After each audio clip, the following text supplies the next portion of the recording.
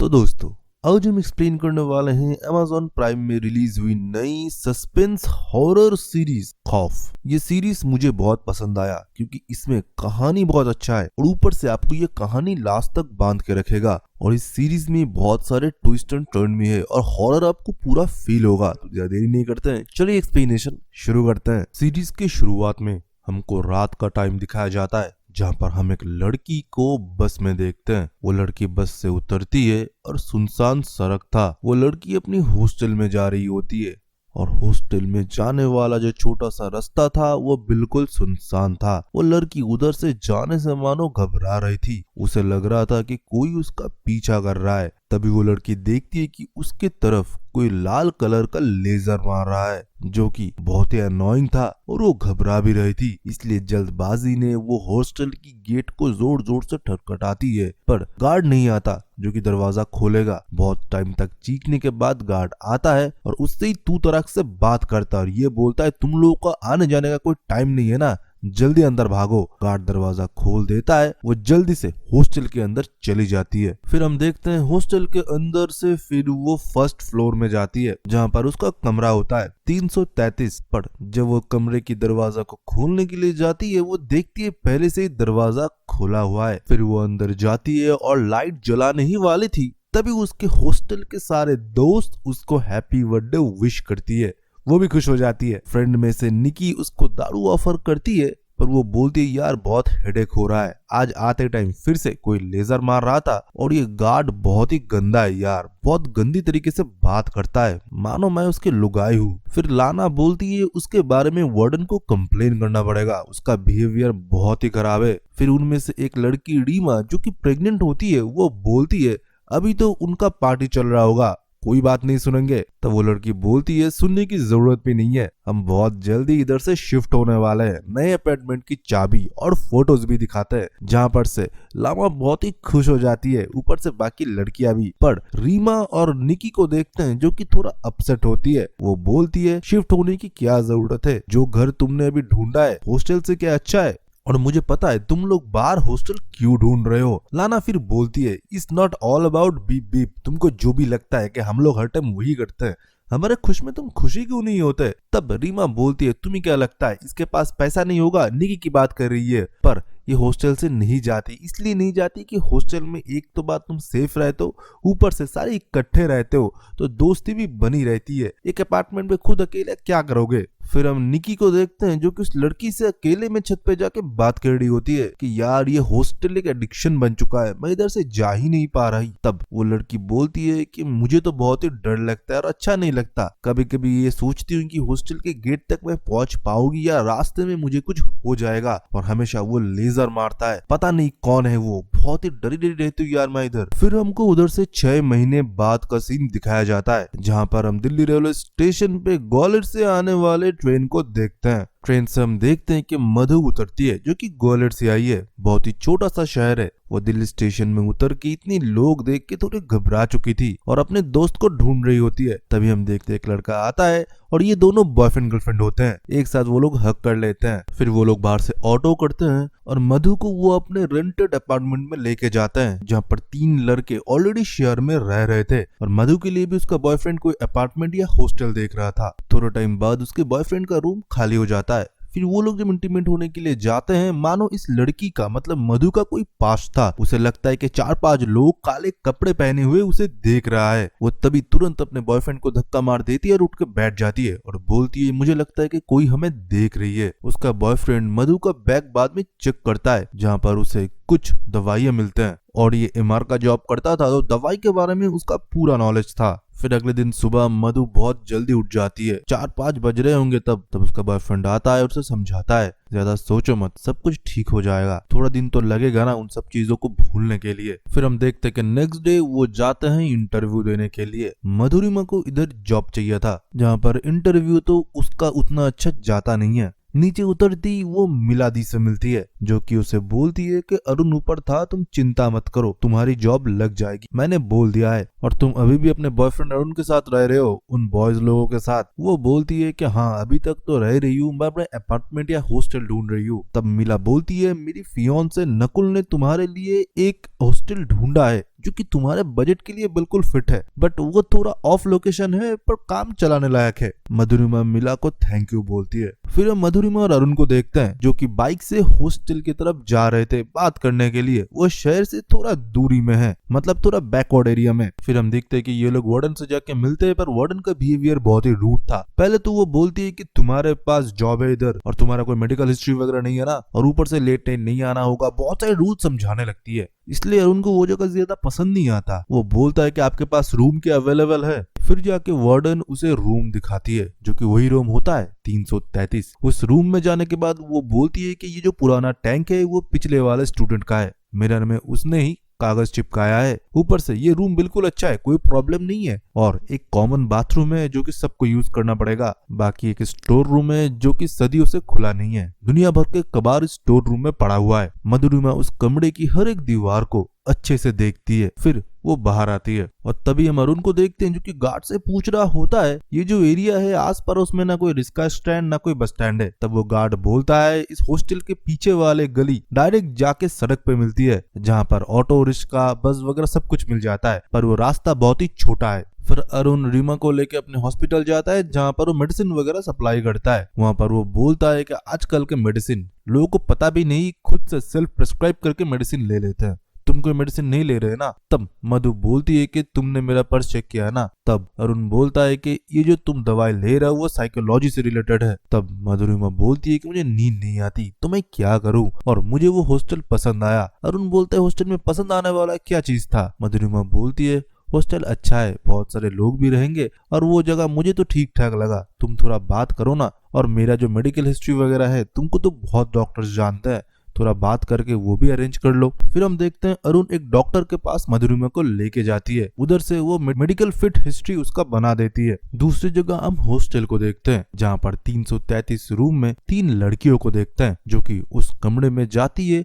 और लाइट वगैरह बंद करके मोमबत्ती जला के प्लान चीट करना शुरू कर देती है। जहाँ पर से वो लोग कुछ आत्मा को बुला रहे थे, वो किसी लड़की अनु को बुला रही थी। तभी जोर जोर से दरवाजा खटकता है और इससे वो लोग बहुत डर जाते हैं। दरवाजा खोलने के बाद वो देखते हैं कि बाहर लाना होती है। लाना उन लोगों को उधर से बाहर जाने के लिए बोलती है और ये बोलती है ये रूम तुम्हारा नहीं है, इस रूम में ज्यादा टाइम तक नहीं रहो, जल्दी इस रूम से बाहर निकल जाओ। पर वो लड़कियां उसकी नहीं सुनती और उसके मुंह पे ही दरवाजा बंद कर देते हैं। तभी वो लड़कियां फिर से जब प्लान चीट करने जाने वाली होती है वो पीछे किसी और को देखती है जो कि बहुत ही डरावना होता है, और पूरा दरवाजा तब लॉक हो जाते हैं इनके चीखों के साथ। और सारे हॉस्टल के लड़कियां अपने रूम से बाहर आके देखती है कि 333 से कोई चीख रहा है, और वार्डन को भी वो आवाज सुनाई देती है। वो नीचे से बोलती है कीप क्वाइट। फिर वो अपने कमरे में जाती है जहाँ पर और एक कांस्टेबल थी जो वो दोनों अच्छे दोस्त थे और वो दोनों एक साथ बैठ के दारू पी रहे थे। जहाँ पर वो कांस्टेबल अपनी दुख जाहिर कर रही थी।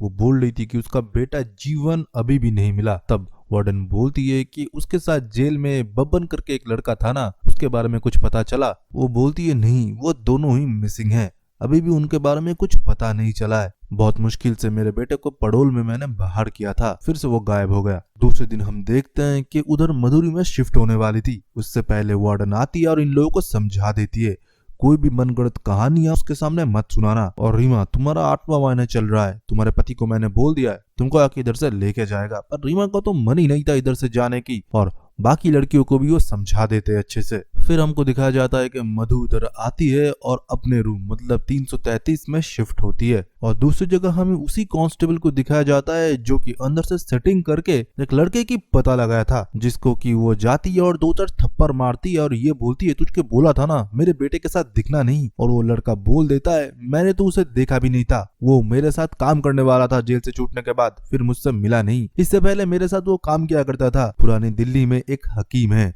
उसके लिए। फिर हमको वो हकीम दिखाया जाता है पुराने दिल्ली के एक छोटे से कमरे में, जहाँ पर देखते हैं हम उसके गले के इर्द गिर्द घाव लगे हुए हैं और वो एक आदमी की तकलीफ दूर कर रहा था। उस आदमी ने दूसरी शादी किया है, फिर भी घर में झगड़े होते हैं, रात को सपने आते हैं। हकीम बोलते हैं पहली बीवी जब जिंदा थी तब भी तुमको अच्छे से जीने नहीं दिया और मरने की बाद भी उसकी रूह तुमको नहीं छोड़ा, अगर उसको छुड़वाना है तो उसका तोड़ मेरे पास है। फिर हम देखते हैं कि वो अपने लैब में जाता है, जहाँ पर हम देखते हैं कि वो एक बिच्छू को एक कंटेनर में लेता है और उसके ऊपर कुछ काले कलर का पाउडर वो मिक्स करता है और थोड़ा सा खून। इन तीनों चीजों को मिक्स करता है और एक छोटे से प्लेट में ले लेता है और उस आदमी को बोलता है ये तुम पी लो। वो आदमी बोलता है कि 2 साल से मैंने वेज खाया है, तुमने ही बोला था, अब ये खाऊंगा तो कुछ प्रॉब्लम नहीं होगा ना। वो बोलता है ये खाओगे तो तुम मुक्त हो जाओगे। फिर हम देखते हैं कि वो आदमी रिश्ते में बैठता है और ये बोलता है कल तक तुम्हारा वो आदमी छूट जाएगा। फिर देखते हैं कि वो कांस्टेबल रूम के अंदर आता है और उनको बोलते हैं कि मैं हेड कांस्टेबल हूँ और आपसे कुछ जानकारी चाहिए, आप कौन और क्या करते हो। वो अपने आप को एक हकीम बुलाता है। वो बोलता है जो तकलीफें डॉक्टर दूर नहीं कर पाते हैं वो मैं करता हूँ, वो जिस्मानी हो या रूहानी वो मैं ठीक करता हूँ, पर आपको इतना जानकारी क्यों चाहिए। फिर कांस्टेबल बोलती है कि मैं बबन से मिलके आ रही हूँ, वो आपके लिए काम करता था ना। तब हकीम बोलता है हाँ वो मेरे लिए काम करता था। फिर अपने बेटा जीवन का फोटो दिखाता है और बोलता है ये भी आपके लिए काम करता था क्या। हकीम बोलता है हाँ। फिर इलुमिस्ट्रा बोलती है कि किस टाइप का काम करते थे। तब वो बोलते हैं कि कुछ जड़ी बूटियां लाना, जो चीज बाहर उतना जल्दी अवेलेबल ना मिले उन चीजों को ले आना, बस इतना ही काम करते थे ये लोग। पर मैंने बहुत टाइम से इन लोगों को नहीं देखा है और इनके जाने से मुझे ही नुकसान है क्योंकि मुझे खुद अपना खुराक का जुगाड़ करना पड़ रहा है। फिर उधर से वो सुनने के बाद चली जाती है। दूसरी जगह हम मधु को देखते हैं जो कि अपने साथ रहने वाले लड़कियों के कमरे में जाती है, जहाँ पर रीमा के दरवाजा ठकठकाने के बाद वो उसे गालियां दे के इधर से चले जाने के लिए बोलते हैं और लाना भी वही बोलती है। मधुरिमा तो थोड़ा घबरा जाती है कि ये लोग ऐसे क्यों बिहेव कर रहे हैं। वो तुरंत अपने कमरे में आ जाती है और दरवाजा बंद कर देती है। फिर नेक्स्ट डे हम देखते हैं कि वो जॉब में जाती है, मतलब उसको जॉब मिल चुकी थी और मीला दी के साइड में ही वो बैठ के टेलीकॉलर के काम कर रही थी। और जब लंच का टाइम हुआ वो लंच एरिया में जा ही रही थी, वो देखती है कि मीला किसी लड़के के साथ लगी पड़ी हुई है। तब मीला उसको पुकारती है और बोलती है एक साथ चलो हम लोग लंच करते हैं। लंच के टाइम पहले तो मीला को वो थैंक यू बोलती है इस अपॉर्चुनिटी को उसे देने के लिए। फिर वो बोलती है कि वो जो लड़का था वो क्या तुम्हारा फियांसे था। मीला तो मुस्कुराती है और बोलती है हाँ वो नकुली है, मेरे ऑफिस में ही काम करता है, लंच टाइम में हम बस मिल पाते हैं और तुमने तो देखा ना यहीं भी शुरू हो जाता है वो। और मधु को मानो नकुल का नाम थोड़ा जाना पहचाना लग रहा था। फिर वो हॉस्टल पहुंच के हम देखते हैं कि मीला का इंस्टा वो चेक कर रही थी जहाँ पर नकुल और उसके फोटोज थे। फोटोज को देख के भी उसे कुछ शक हो रहा था। तभी हम देखते हैं कि उसका रूम का दरवाजा जोर जोर से कोई पीट रहा था और जब वो दरवाजा खोलती है रूम के बाहर कोई भी नहीं था। वो देखने के बाद वो मानो थोड़ी शॉक हो जाती है। फिर वो अपने रूम में आती है फोन लेने के लिए, तभी अचानक से दरवाजा फिर से बंद हो जाता है। वो दरवाजा जाके खोलती है। फिर हम बाहर देखते हैं लाना और रीमा थी। वो पूछती है उससे तुम्हारे रूम से जोर जोर से आवाज आ रहे हैं, तुम्हारे रूम में तुम्हारे साथ कोई और है क्या। मधुरिमा बोलती है मुझे सब कुछ समझ में आ रहा है, तुम लोग चाहते हो कि मैं इधर से चली जाऊं पर मैं जाऊंगी नहीं। रीमा बोलती है अभी भी तेरे पास मौका है, तू चाहे तो जा सकता है, बाद में नहीं जा पाएगी, वो भी नहीं जा पाई थी, जल्दी इधर से चली जा। फिर हमको रात का टाइम दिखाया जाता है जहाँ पर हम देखते हैं कि मधुरिमा सो रही होती है और उसे एक डरावना सपना आ रहा था जहाँ पर वो मानो कहीं पर खड़ी हुई थी, उसके शरीर में कपड़े नहीं थे और वो घबरा रही थी और 4-5 लड़के जिसके मुंह में पूरा मास्क लगा हुआ था काला कलर का, वो मधुरिमा के साथ गलत काम कर रहे थे और किसी को नकुल भैया करके पुकार रहे थे। मधुरिमा का गला सूख रहा था, उसको पानी पीना था। फिर वो लाइट जलाती है और बेड में बैठ जाती है। फिर वो उठती है और रूम का खिड़की खोलती है। उसे रूम के अंदर सफोकेशन फील हो रहा था। वो विंडो के बाहर ही खड़ी हुई थी। तभी हम लोग नोटिस करते हैं कि मधुरिमा के ठीक पीछे कोई जला हुआ बॉडी मानो स्टेचू की तरह खड़ा हुआ है और उसी को ही देखे जा रही थी। फिर अगले दिन हमको मधुरिमा को दिखाया जाता है और हम ये देखते हैं कि वो नकुल के ऑफिस पहुंचा है ये पता करने के लिए कि नकुल क्या ग्वालियर से है या ग्वालियर में क्या उसका सेकंड कोई एड्रेस है, क्योंकि नकुल नाम उसके लिए जाना पहचाना है क्योंकि उसके साथ पास्ट में जो हुआ है उसमें नकुल एक मेन कैरेक्टर है। पहले तो ऑफिस वाले मना कर देते हैं क्योंकि ये कॉन्फिडेंशियल होता है, ऑफिस के ऐसे कैंडिडेट्स के डिटेल्स शेयर नहीं किया जाते। पर मधुरिमा जब थोड़ा बहाने बनाती है तो वो मान जाती है और एड्रेस चेक करने लगती है। तब तक हम देखते हैं कोई नकुल को बोलता है कि नकुल तुझसे मिलने के लिए तेरी बहन आई है और नकुल जब आने लगता है तुरंत उधर से मधुरिमा भाग जाती है। पर नकुल ने मधुरिमा को देख लिया था और आपको डॉक्टर रागिनी तो याद ही होगा जिससे फेक डॉक्यूमेंट बना के हॉस्टल में एंट्री मिली थी मधुरिमा को। मधुरिमा उनके पास जाती है और बातचीत करती है। वो रागिनी को बताती है कि उसके साथ तकलीफ क्या है, उसे डर लगता है अकेले में, इसके वजह से उसे पिल्स भी लेना पड़ते हैं जब उसको नींद नहीं आती। और दूसरी तरफ हम हॉस्टल में देखते हैं जहाँ पर हम देखते हैं कि क्रेसी को पता चला है कि ये जो सुपरनैचुरल चीज उसके हॉस्टल में हो रहे हैं इसका एक सोल्यूशन है, जो कि ये तांत्रिक बाबा ऐसे लोग जो कि इसको ठीक कर पाए। तो हमारे सामने क्या रिवील होता है, वही संग की डॉक्टर जिसको क्रेसी ने बुलाया था इधर क्या कुछ हुआ है वो पता लगाने के लिए। तांत्रिक जब हॉस्टल में आता है तब जब वो ऊपर वाले मंजिले में जाते हैं, मतलब जिधर 333 रूम है जहाँ पर मधुरिमा रुकी है, और वो पूरे कॉरिडोर में मानो उसे कुछ महसूस होता है और वो इस चारों लड़कियों को बोलते हैं कि तुमको जितनी जल्दी हो सके इधर से चले जाना चाहिए, पर वो तुम्हें जाने नहीं देगा। फिर हम देखते हैं कि वो मधुरिमा के कमरे में जाते हैं और देखते हैं इधर उधर, और उसे महसूस हो जाता है कि इधर कोई बुरी शक्ति है। और जब ये लड़कियों को समझा रहा होता है तभी उधर वर्डन आ जाता है और कृषि को इन सारे चीजों में बिलीव नहीं है कि तुम क्यों लड़कियों को डरा रहे हो, अभी फिलहाल तुम्हारा इधर जरूरत नहीं है, तुम उधर से जा सकते हो। पर उस दिन रात को हम देखते हैं कि लाना उस तांत्रिक से मिलती है, मतलब गेट के बाहर। तब तांत्रिक बोलता है कि मेरे होते हुए तुम लोगों को कुछ नहीं होगा, तुम लोग इधर से बाहर जाना चाहते हो, भले इसके लिए मुझे कुछ भी करना पड़े, तुम मेरे देख रेख में हो, तुम एक बार कोशिश तो करो बाहर आने की। पर लाना जब गेट से बाहर आती है तब मानो उसके गले में किसी ने फांसी का फंदा जकड़ दिया था, गले में निशान पड़ने लगे थे और उसको सांस नहीं आ रही थी। वो तुरंत गेट के अंदर चली जाती है। तब तांत्रिक को भी लगता है कि जरूर इधर कोई बुरी शक्ति इन लोगों के ऊपर साया बन के मंडरा रहा है। दूसरी जगह मधुरिमा को देखते हैं जो कि अरुण के साथ डेट पे गई है। मधुरिमा खूब सुंदर दिख रही थी, अरुण उसकी तारीफ भी करता है, डेट सही जा रहा था। उन दोनों में एक टॉपिक छिड़ती है जहाँ पर थोड़ा सेफ्टी सिक्योरिटी की बारी आती है। तब अरुण कुछ ऐसा बोल जाता है जो कि मधुरिमा को बहुत हर्ट करती है, जो कि उसके पास से जुड़ा हुआ हो। इस वजह से उन दोनों की बहस भी हो जाती है। वो लोग रोमांस भी ठीक से नहीं कर पा रहे थे मधुरिमा के पास्ट के वजह से। मधुरिमा का पास्ट बहुत ही डार्क था। कॉलेज फेस्ट चल रहा था और अरुण उससे मिलने के लिए आया था कॉलेज में। अरुण पहले ही पास आउट हो चुका था, वो दिल्ली में काम करता था, ग्वालियर गया था कॉलेज फेस्ट में और वो जाता ही रहता था मधुरिमा से मिलने के लिए। ये दोनों बॉयफ्रेंड गर्लफ्रेंड थे और लॉन्ग डिस्टेंस रिलेशनशिप मेंटेन कर रहे थे। तो कॉलेज फेस्ट जब चल रहा होता है तो 2 वाली मंजिल पे ये दोनों अकेले होते हैं। वही होता है ना,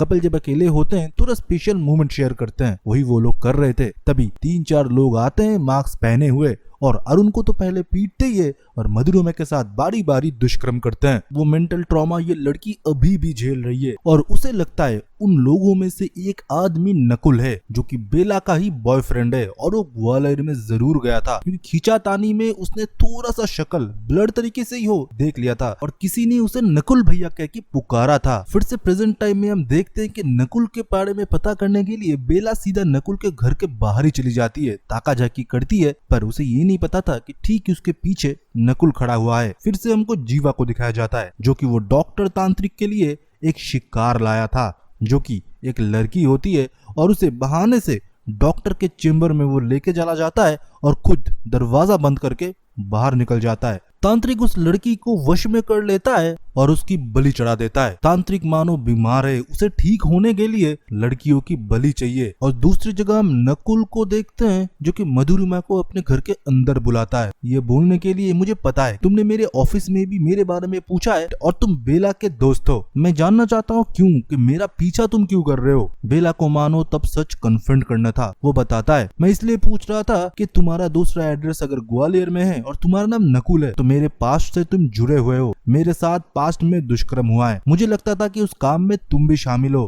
पर जब बेला देखती है कि नकुल अपने पैरालाइज बाप को ठीक करने के लिए बहुत एफर्ट मार रहा है और वो बताता है मैं कभी भी आज तक ग्वालियर नहीं गया हूँ, तुम बेला से भी पूछ सकती हो, और मुझे तुम्हारे पास्ट के बारे में सुन के बहुत ही खराब लगा। तब मधुरिमा को भी लगता है कि नकुल सच बोल रहा होगा क्योंकि वो बहुत ही सेंसिटिव था। उसके पापा उसके ऊपर चिल्ला भी रहे थे पर वो कामली सब कुछ हैंडल कर रहा था, अपने पेरेंट्स का देखभाल कर रहा था। तो ऐसा लड़का क्या कभी वैसे दुष्कर्म कर सकता है? तो नकुल के ऊपर उसका ट्रस्ट बैठता है कि नकुल अच्छा लड़का है। दूसरी जगह हम बब्बन को देखते हैं जो कि तांत्रिक के नीचे वाले चेम्बर में आता है। तब तांत्रिक एक लड़की का बलि चढ़ाता है, उसके रक्त से कुछ रिचुअल कर रहा था पर वो रिचुअल सक्सेसफुल नहीं होता। तांत्रिक ठीक नहीं हो रहा था, वो बीमार है। तांत्रिक के शरीर के हर एक जगह घाव पड़े हुए हैं। जब ये लड़की के रक्त से भी तांत्रिक ठीक नहीं होता, बब्बन तब बोलता है धीरे धीरे ये बहुत मुश्किल हो रहा है, लड़कियों को ठिकाने लगाना, कितने लड़की लाऊं मैं तेरे लिए। नेक्स्ट दिन हम देखते हैं कि तांत्रिक को लाना ने बुलाया था बाकी लड़कियों के सहमति से कि उन लोगों को हॉस्टल छोड़ना है। तो जिस कमरे में ये सब कुछ हो रहा था उस कमरे में उसको लेके जाते हैं। लेके जाने के बाद वो बोलता है कि इस कमरे में अभी कौन रह रहा है। ये लोग बोलते हैं कि मधुरिमा करके एक लड़की नई नई शिफ्ट हुई है। तब तांत्रिक बोलता है कि उसके अंदर वो रूह आ रही है, अगर उसको तुम मेरे पास ले आते हो तो मैं जरूर तुम लोगों को इधर से बाहर निकाल पाऊंगा। फिर वो डॉक्टर तांत्रिक अपने पॉकेट से एक पॉइजन का शीशी बाहर निकालता है और इन लोगों को बोलता है कि उस लड़की को हर एक खाने में इसको मिक्स करके देना और ये पूरा शीशी खत्म होना चाहिए। फिर वही होता है, ये लड़की मानो मधुरिमा के साथ फ्रेंडली हो जाती है। मधुरिमा जब घर लौटती है ये लोग उससे अच्छे से बात करती है, इसको चाय ऑफर करती है, खाना ऑफर करती है, जिसके अंदर मिला हुआ था वही पॉइजन जो कि तांत्रिक ने दिया था। फिर हम देखते हैं मधु और अरुण एक पब में गए थे जिधर बेला और नकुल भी मौजूद था। वो चारों बात कर रहे थे। अरुण मधु को लेके बहुत पॉजिटिव है। वो एक जगह जाके बैठ जाता है जब नकुल से मधु बात कर रही होती है। तब जब मधु अरुण को जाके बोलती है कि क्या हुआ, अरुण बहुत इमोशनल हो जाता है और बोलता है उस दिन के रात को मैं भूल नहीं पाता। तुम्हारे आसपास कोई लड़के को देखता हूँ तो मैं डर जाता हूँ और मानो इसके लिए थोड़ा बहुत मैं भी जिम्मेदार हूँ। तब वो कन्फेस करता है कि असलियत में उस दिन जब तुम और मैं साथ थे, मैंने हमारे एक प्राइवेट मूवमेंट का थोड़ा सा एक फोटो मेरे ग्रुप में भेज दिया था जो कि मेरा कॉलेज का थोड़ा पर्सनल ग्रुप था और मैंने ये लिखा था कि ये लड़की मेरे साथ है। बहुतों ने कोशिश की पर बेला मुझे पसंद करती है। तब वो फोटो मानो किसी ने पूरे कॉलेज ग्रुप में फॉरवर्ड कर दिया था और सबने देख लिया था।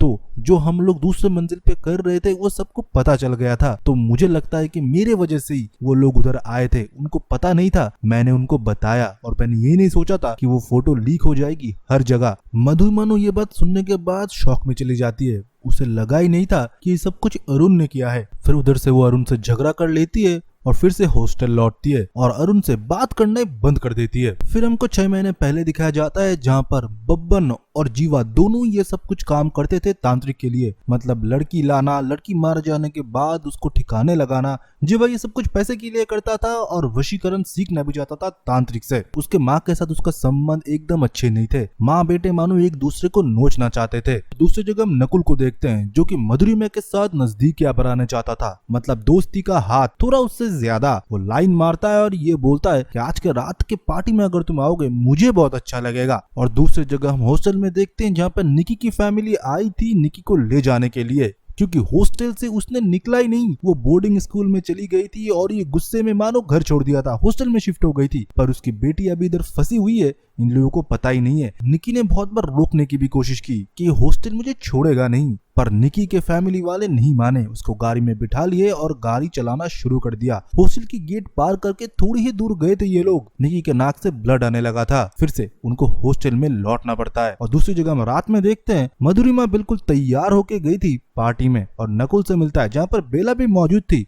पर उन दोनों में बातचीत होता है। धीरे धीरे बातचीत नजदीकी में बदल जाता है और वो दोनों एक दूसरे को किस कर लेते हैं। दूसरी जगह हम तांत्रिक के घर में भल्ला को देखते हैं जो बोलता है तेरा दवाई काम नहीं कर रहा, मेरी बीवी मुझे नहीं छोड़ रही, अगर तूने मुझे सही से ठीक नहीं किया तो मैं तेरा दुकान कल ही बंद करवा दूंगा। तांत्रिक फिर बोलता है इसके लिए तुमको बलि देना पड़ेगा, तुम बलि देने के लिए तैयार हो। भल्ला मानो मान जाता है और ये सोचता है कि किसकी बलि ही ये मांगेगा। फिर वो उसको नीचे चेम्बर में लेके जाता है जहाँ पर भल्ला एक बॉडी को देख के डर जाता है जिसके अंदर जान ही नहीं था। तब वो बोलता है नहीं मैं बलि नहीं दे पाऊंगा। तांत्रिक को ये बात पसंद नहीं आया और भल्ला को उसने उधर जान से मार दिया। फिर हमको दिखाया जाता है कि तांत्रिक फिर से लाना से मिलता है और उसे वही पॉइजन देता है और बोलता है उसे ऐसे ही पॉइजनेट करते रहो और जब आखिरी टाइम आएगा तब मैं बोलूंगा कि तुम कब इस हॉस्टल से बाहर जा पाओगे। फिर हमको मधुरिमा को दिखाया जाता है जो कि डॉक्टर रागिनी से मिलती है। रागिनी को मिलने के बाद हॉस्टल के बारे में कुछ बताती है कि उसके हॉस्टल में उसके साथ चल क्या रहा है और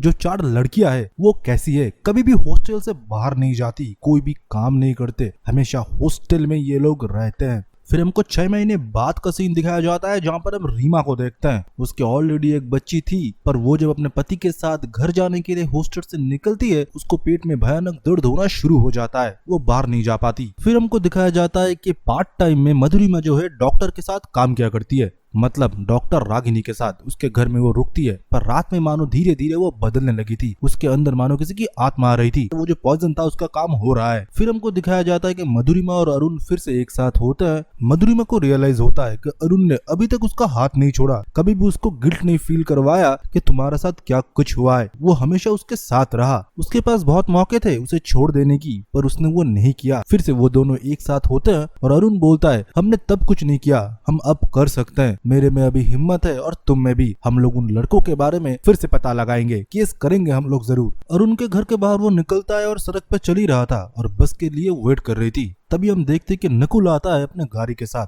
वो दरवाजा ओपन करता है और मधुरिमा को बोलती है कि मैं तुम्हें छोड़ देता हूँ। पर मधुरिमा को ये रिलेशनशिप आगे नहीं बढ़ाना था, फिर भी हेजिटेशन होता है क्योंकि उन दोनों में अच्छा बॉन्ड चल रहा था, इसलिए वो बैठ जाती है। रास्ते में चलते चलते हम देखते हैं कि नकुल फिर से उससे फ्लर्ट करने लगा कि वो किस मेरे लिए बहुत ही स्पेशल था, पर तुम्हारे साथ जो कुछ भी हुआ है मैं समझता हूँ और मैं चाहता हूँ कि हम लोग धीरे धीरे आगे बढ़े। तब मधुरिमा बोलती है वो सब कुछ भूल जाओ तुम, मैं चाहती हूँ कि पहले उन लोगों को सजा मिले, इसलिए उन तीनों लड़कों के बारे में मैं पुलिस को कंप्लेन करूंगी, केस को मैं ओपन करूंगी और उन तीनों को मैं सजा जरूर दूंगी। मैं और अरुण ने ये डिसाइड कर लिया है। ये बात सुनने के बाद ही नकुल के शक्ल से रंग उड़ चुका था, मानो ये बात उसे बिल्कुल रास नहीं आई। तब वो खुलासा करता है और दरवाजे पूरे लॉक कर देता है और ये बोलता है अब तू केस करेगी? हाँ मैंने ही किया था, तुझको पता नहीं था कि मैं तुझे कितना ग्रीटिंग्स भेजा करता था, तेरे लिए खून से लव लेटर भी लिखा, तेरे लिए कितनी गिफ्ट भेजा और तूने मुझे बस यूज किया और तू उस अरुण के साथ चली गई। मैं कॉलेज फेस्ट के लिए बहुत दिनों बाद दोस्तों के बुलाने पे ग्वालियर गया था और तब मैंने जब तेरी फोटो देखी वैसे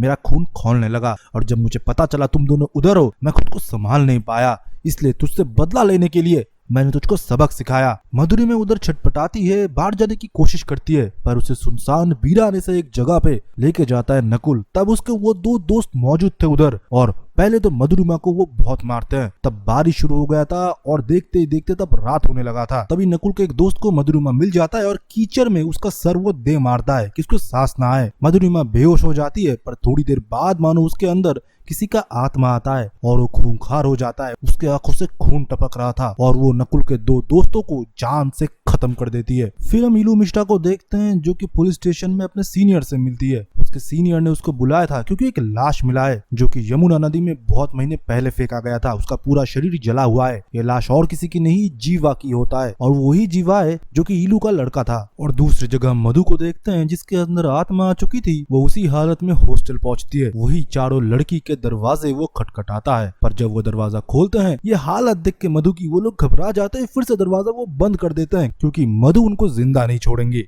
दूसरे दिन मधु अपने आप को जमीन पे लेटी हुई पाती है। उसके पूरे शरीर में घाव था। ये सब कुछ वो अरुण को बताता है कि असलियत में नकुल कौन है और उसके दोस्तों ने उसके साथ क्या किया है। और जब वो बोलता है हम कंप्लेन रजिस्टर करेंगे तब मधुरिमा बोलती है कंप्लेन किसकी तुम रजिस्टर करोगे, उसके दो दोस्तों को मैंने मार दिया है। फिर हम देखते हैं कि वो जो चारों लड़कियां थी उनको मौका मिल चुका था। वो समझ चुके हैं कि उस पॉइजन का असर हो चुका है। अभी तांत्रिक के पास ले जाने का टाइम है मधु को। तो मधु को वो बताते हैं कि तुम बीमार हो, मुझे एक डॉक्टर के बारे में पता है जो तुमको ठीक कर सकते हैं। वो पुराने दिल्ली में रहते हैं, मैं तुमको उनका एड्रेस देता हूँ। दूसरी जगह हम पुलिस स्टेशन में देखते हैं जहाँ पर एसआई सर एक फाइल खोले बैठे हुए थे भल्ला की, जो कि मिसिंग हो चुका है। और भल्ला बहुत ही पहुंची हुई चीज थी तो उसको ढूंढने के लिए हर जगह अफरा तफरी भी मचा हुआ था। तब इलू मिश्रा उसको देख लेते हैं कि वो रिपोर्ट में एसआई सर बहुत परेशान है। और इलू मिश्रा ने भल्ला को कहाँ पर देखा था, तांत्रिक के घर। तो वो बोल देते हैं कि सर तांत्रिक करके एक आदमी है जिसके घर में मैंने भल्ला को आखिरी बार देखा था, तो उसके घर के सर्च वारंट हमको ले लेना चाहिए।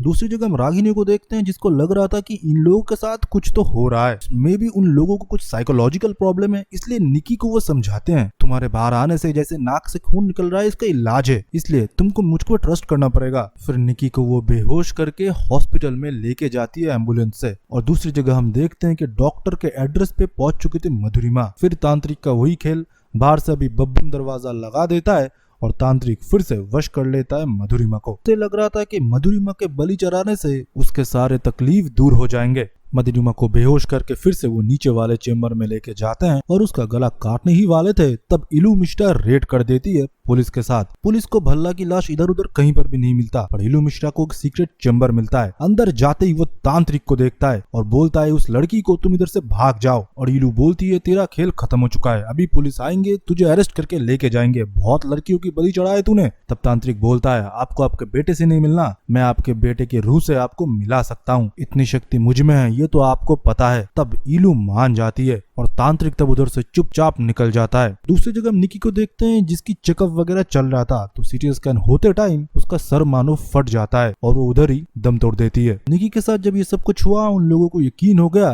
कि वो कभी भी इस हॉस्टल से बाहर नहीं निकल पाएंगे। फिर दूसरी जगह हम देखते हैं कि मधुरिमा को पुलिस ने हॉस्पिटल में एडमिट किया था। उधर अरुण आता है, उससे बातचीत करता है और ये बोलता है वो 2 लड़के सही में मारे गए हैं, पर नकुल अभी भी जिंदा है। और नकुल मानो उससे मिलने के लिए आया था और वो अरुण से मिलता है और मधुरिमा की हालचाल पूछता है। तब नकुल बोलता है कि वो तू ही था ना, और उसके ऊपर गुस्सा जाता है और हाथ छोड़ता है। और नकुल भी गुस्से में बोल देता है हाँ मैं ही था, पर तुम दोनों की जिंदगी में खत्म कर दूंगा, तुम प्रूफ करते रहना कैसे हुआ क्या कुछ हुआ, मेरे 2 दोस्तों को तुम लोगों ने मारा है और प्रूफ करते रहो कि मैं ही था उस रात को। दूसरी जगह मीलू मिश्रा को देखते हैं जो कि अपनी बेटे की सिम की आखिरी लोकेशन ट्रैक कर रही होती है और उसे शॉकिंग एक चीज पता चलता है कि वो और किसी की नहीं, वो उसके दोस्त कृषि की गर्ल्स हॉस्टल की होती है। फिर हमको 6 महीने का आगे का सीन दिखाया जाता है। वो न्यू ईयर का दिन था जिस दिन सारे लोग बहुत ही खुश थे। उधर हम जीवा को देखते हैं जो कि इधर पेंटिंग करने के लिए आया होता है गर्ल्स हॉस्टल में। और तब जब पैसे लेने की बारी आता है, अनु जब पैसे देने के लिए जाता है वो देखता है कि उसके हाथ में वही लेजर है और तब पता चलता है कि वो यही लड़का है जो कि आए जाए हॉस्टल के लड़कियों को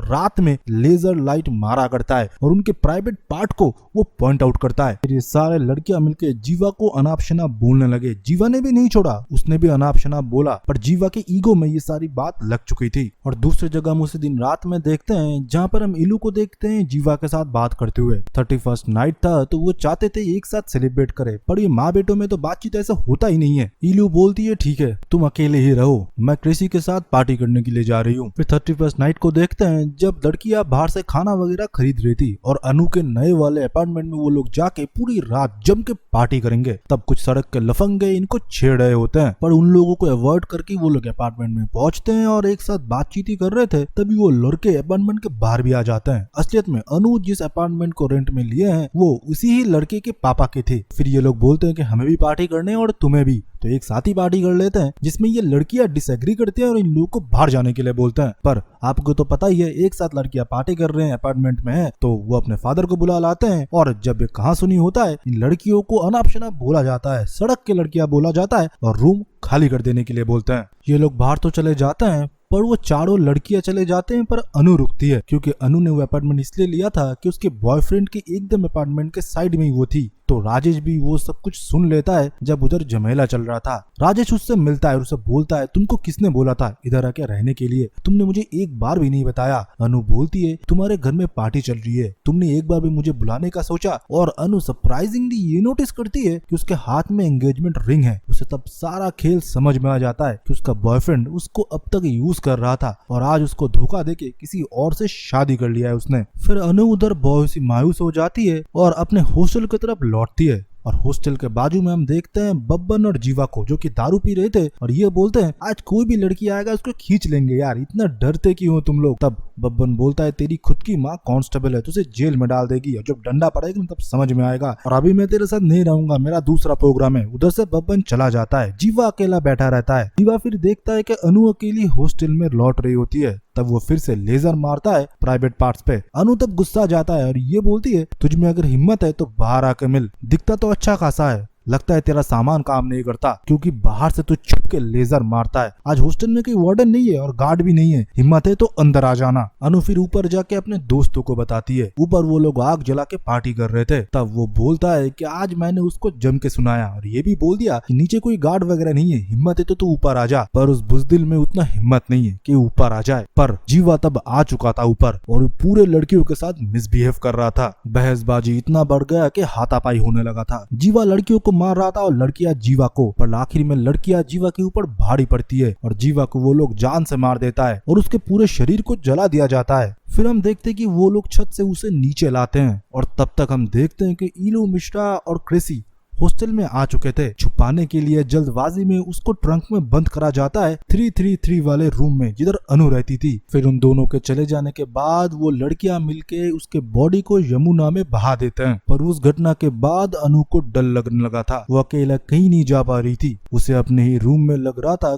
कोई है जो उसे मारना चाहता है। रात रात भर वो जगी रहती थी। तो क्रेसी को बोल के वो हॉस्टल छोड़ने वाली थी। क्रेसी उसको स्टेशन तक छोड़ने वाली थी। जब क्रेसी उसको लेके बाहर जाती है, अचानक से डिक्की ओपन हो जाती है और क्रेसी जब बाहर चेक करने के लिए जाती है तब मानो अंदर से जीवा का आत्मा उसे गाड़ी के बाहर लाती है और ट्रक के सामने फेंक देता है। दूसरी जगह हम देखते हैं कि मधुरिमा के अंदर पूरा आत्मा आ चुका था। जब वो लोग रात में अरुण के घर में थे, अरुण को वो इंजर्ड करके उधर से निकल जाती है और निकी के मरने की वजह से हॉस्टल बंद होने वाला था। वार्निंग नोटिस भी दिया गया, सारे लड़कियां हॉस्टल खाली कर दे चुकी थी बट सिवाय 3 लड़की के जो कि अभी भी वो हॉस्टल में रह रही थी। तभी रीमा को लेबर पेन होने लगा और दूसरी जगह हम देखते हैं कि हॉस्टल में आ चुकी थी मधुरिमा, जिसके अंदर किसी चुड़ैल की आत्मा मानो आ चुकी थी। मधु अंदर आते ही सारे लड़कियों को मारने लगती है। उसे संभालना बहुत मुश्किल था, फिर भी वो लोग कैसे भी करके मधु को एक जगह बांध देती है। दूसरी जगह हम देखते हैं इलू को, जो को ग्रेसी को आके बोलने लगी कि मेरे बेटे का लास्ट सिम लोकेशन तेरा हॉस्टल ही था, पर तूने आज तक ये नहीं बताया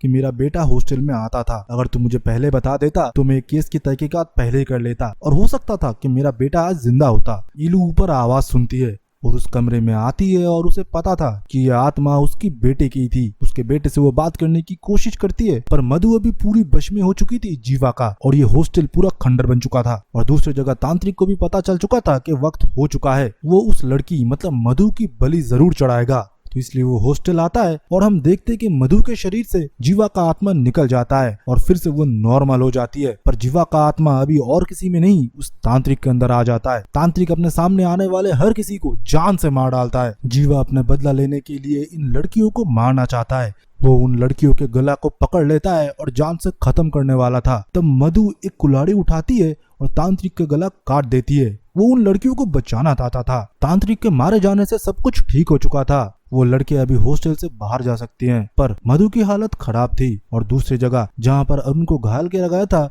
उसको हॉस्पिटल में लोकल लोगों ने एडमिट किया।